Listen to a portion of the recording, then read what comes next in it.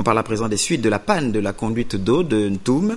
Le gouvernement a dépêché dans plusieurs quartiers de Libreville, privés d'eau, vous allez le voir sur ces images, dépêché donc des éléments des forces de défense afin d'approvisionner les populations en eau potable. L'opération de distribution se fait depuis quelques jours en toute sérénité en attendant le retour à la normale de la situation prévue pour cette nuit de dimanche 29 octobre 2012. Les populations bénéficiaires ont bien sûr salué l'initiative du gouvernement qui a permis de soulager quelques ménages de la capitale gabonaise. Et à ce propos, justement, ce communiqué, le ministère de l'Énergie et des Ressources hydrauliques informe les populations des villes de Libreville, Ntoum et ses environs que la production d'eau a repris depuis normalement le samedi 27 octobre 2012 à 23h40. Pendant cette période de phase transitoire qui consiste au remplissage des tuyauteries et réservoirs, l'eau sera trouble. Nous vous invitons donc, précise le communiqué, à cet effet, nous invitons l'ensemble des usagers et consommateurs à laisser couler et éclaircir l'eau pour amener à une précipitation au fond des récipients et ce avant la stabilisation progressive de la qualité de l'eau potable. Le retour à la normale de la situation interviendra dans la nuit de dimanche, donc aujourd'hui, la nuit de dimanche au lundi 29 octobre 2012. La commune de Nzomoué, en création dans le département du Como-Océan, cette commune donc est déjà affectée par le phénomène de l'éléphant blanc. Le phénomène d'éléphant blanc tant décrié, c'est en tout cas le cas du centre médical de la préfecture qui suscite le cri de détresse de ses enfants. Le reportage est de Piwagou Mikala. La commune de Zomou, en cours de construction et qui regorge de nombreux atouts pour son développement, n'échappe pas à certains maux qui gangrènent la plupart de nos villes, l'existence des bâtiments inachevés appelés communément éléphants blancs. Le centre médical est l'illustration parfaite de cette désillusion. S'agissant de la préfecture, bâtie depuis 15 ans, elle reste inoccupée faute d'équipement, contraignant le préfet à travailler à Libreville. Ça fait depuis 15 ans que ces bâtiments sont là, mais il n'y a pas encore de mobilier. Donc pour nous souhaitions que le préfet vienne s'installer ici au niveau de Nzomo et qu'on meuble ce bâtiment. Évidemment aussi là, au niveau du centre médical de Nzomo, tout est déjà tollé, c'est crépi. Malheureusement, l'entrepreneur qui était dessus a arrêté les travaux pour je ne sais quelle raison. Et nous nous remettons toujours aux plus hautes autorités pour qu'on puisse continuer l'achèvement de ces bâtiments. Vraiment, ça va soulager non seulement les populations de Nzomo, mais aussi les populations du département du Como-Océan. Ce serait vraiment dommage pour nous que ça soit des éléphants blancs. Voilà des investissements qui coûtent excessivement cher aux contribuables, mais qui, malheureusement, ne leur profitent pas. Et puis l'ONG Action Citoyenne, au chevet des parents des 5 enfants victimes de l'incendie du 23 octobre dernier. L'équipe du président Armand Dakaga apportait à travers cette visite la contribution du cabinet politique du chef de l'État aux obsèques attendues dans les tout prochains jours. Le reportage de Jean-Raoul Wabadinga sur des images de Pierre Claverella. En rendant visite à la famille des 5 enfants disparus dans l'incendie de Vénévoire, la délégation de l'ONG Action Citoyenne ouvrait tout doucement la première phase des obsèques des prisonniers des flammes du 23 octobre dernier. Armand Dagrassa l'a voulu sous le triptyque paix, solidarité et partage, paix à l'entame, dans la phase des condoléances. Le deuil qui vous frappe aujourd'hui, c'est 5 citoyens qui sont partis. 5 citoyens qui nous ont laissés, qui auraient pu être des pilotes, des médecins, peut-être demain des présidents de la République.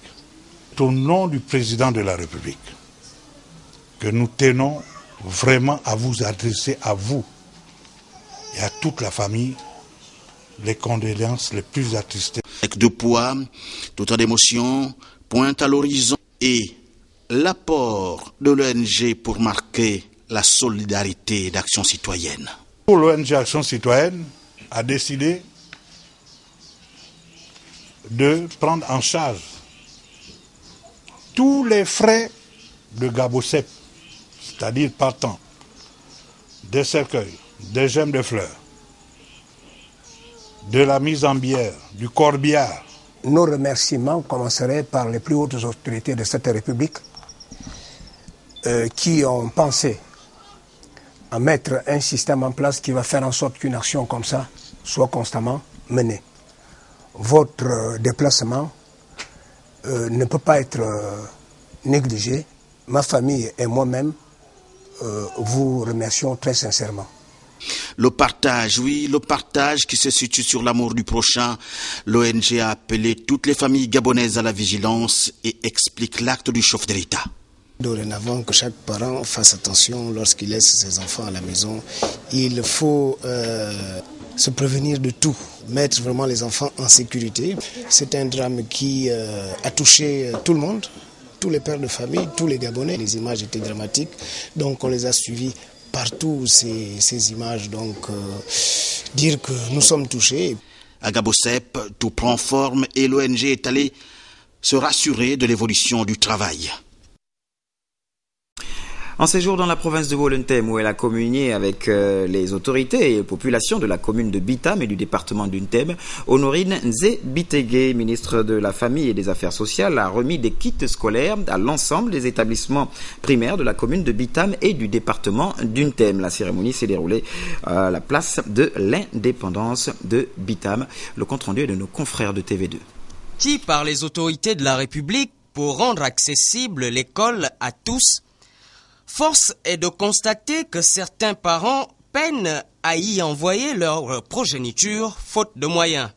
Et fort de ce constat que le ministre de la Famille a organisé cette cérémonie de remise des fournitures scolaires aux établissements d'enseignement primaire du département d'Untem et de la commune de Bitam. Pour cette première prise de contact, j'ai opté d'apporter pour les écoles tous ordres d'enseignement confondus, du matériel didactique et des fournitures d'appoint pour les élèves. Il s'agit pour moi de soulager les parents qui, en cours d'année, sont parfois essoufflés de fournir des cahiers ou simplement des compas, des bics et autres à leurs enfants. Ce geste répond également au souci du président de la République, chef de l'État, son Excellence Ali Bongo Ondimba, de voir les responsables administratifs et politiques traduire en actes concrets le triptyque paix, développement, partage. Les kits scolaires qui ont été remis aux responsables d'établissements étaient constitués des cahiers, bics pour les élèves, et du matériel géométrique, de la craie blanche et de couleurs pour les enseignants. En réceptionnant ces lots, le directeur d'académie provinciale du Wollentem a naturellement, au nom de la communauté éducative, témoigné sa reconnaissance à l'endroit du membre du gouvernement. Madame le ministre, votre présence aujourd'hui est en effet une de celles que l'on doit citer parmi les plus hardies. Vous montrez que l'homme avec un grand H peut, quand il veut aider son prochain, être à son écoute et lui apporter, non pas du pain, mais bien plus, la connaissance qui fera de lui un citoyen responsable et productif. En effet, grâce à votre généreux don, nous avons une banque de manuels qui nous permettra, nous vous l'assurons, de mener à bien différentes activités d'apprentissage afin d'optimiser les rendements scolaires et de permettre à chaque apprenant de réussir. Après la place de l'indépendance, Honorine Nze Bitege et l'ensemble des officiels ont mis le cap sur le centre médical de Bitam pour aller porter une assistance alimentaire et autres produits pharmaceutiques afin de contribuer à la détresse immédiate. La cérémonie s'est achevée par un déjeuner dans les jardins de la mairie de Bitam. Et dans le même ordre d'idées, le fan club Enzo, du nom de son président d'honneur, Eloi Nzondo, le 3e maire adjoint de Libreville. Ce fan club en appuie donc aux enfants de familles démunies de Kingele dans le 3e arrondissement. De centaines de kits scolaires ont donc été distribués aux tout petits en présence de leurs parents et de notre équipe de reportage, Cyril Bertrand Ngaleko.